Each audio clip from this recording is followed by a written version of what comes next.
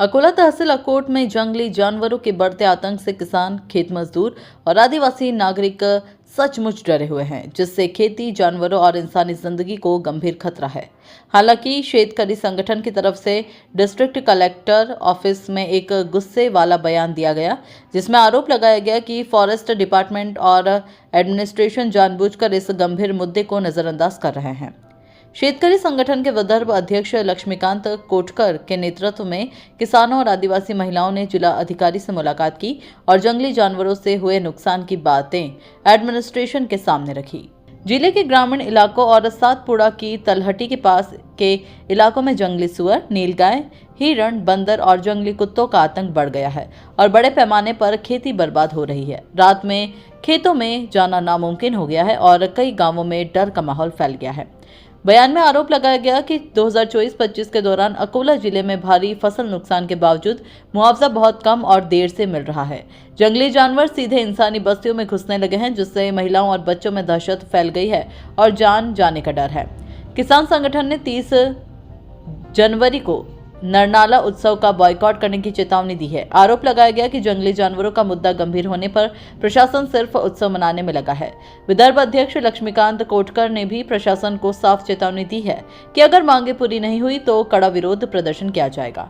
इस मौके पर तालुका अध्यक्ष नीलेश नेमाड़े, अकोट तहसील अध्यक्ष दिनेश गिन्हे, रामकिशोर थूटे, जफर खान, अहमद खान, सुरेश सोनोने, मकसूद मुल्ला, मोहन खिरोड़कर, अफजल भास्कर, नदीमुद्दीन, करीमुद्दीन, गोपाल, नीमकरडे आदि उपस्थित थे। इस संदर्भ में संपूर्ण जिले का ध्यान लगा हुआ है।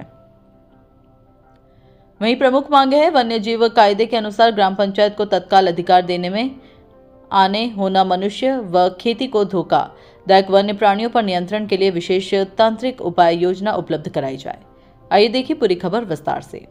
भारत संवाद के लिए अकोला महाराष्ट्र से श्री संजय दास की खास रिपोर्ट। प्राणी ये वन्य विभाग की जवाबदारी है, वो उनका कर्तव्य है। अभी वो उनका कर्तव्य का पालन नहीं कर रहे हैं और वन्य प्राणी खुलेआम नागरिक बस्ती में आ रहे हैं। रात में 8 बजे के बाद दहशत, 6 बजने के बाद दहशत ऐसी हो गई है कि कोई घर से बाहर निकलने को तैयार नहीं है। ऐसे परिस्थिति में इतना नरनाड़े के आजू बाजू में वातावरण डरा हुआ है। अकोट और आजू बाजू के परिसर में जो सातपुड़ा का नीचे का भाग है उसमें इतनी दहशत पसरी हुई है। ऐसे परिस्थिति में नरनाड़ा उत्सव है, लेकिन हमने उनको कहा है कि अगर वन्य विभाग ने हमारे कुछ विषयों पे हमसे चर्चा नहीं की तो हम 30 तारीख को जिस दिन नरनाड़ा उत्सव उस दिन आंदोलन बड़ी पैमाने पर करने वाले हैं। इसकी हमारे अलग अलग गांव में सभा तक हो चुकी है, हमारा आंदोलन जाहिर हो चुका है। इसकी कल्पना अलग अलग कार्यालयों को हमने इसके पहले भी दे चुकी थी। इन्होंने इसमें ना वन्य विभाग ने इसमें कोई कदम बढ़ाया, ना प्रशासन ने कदम बढ़ाया।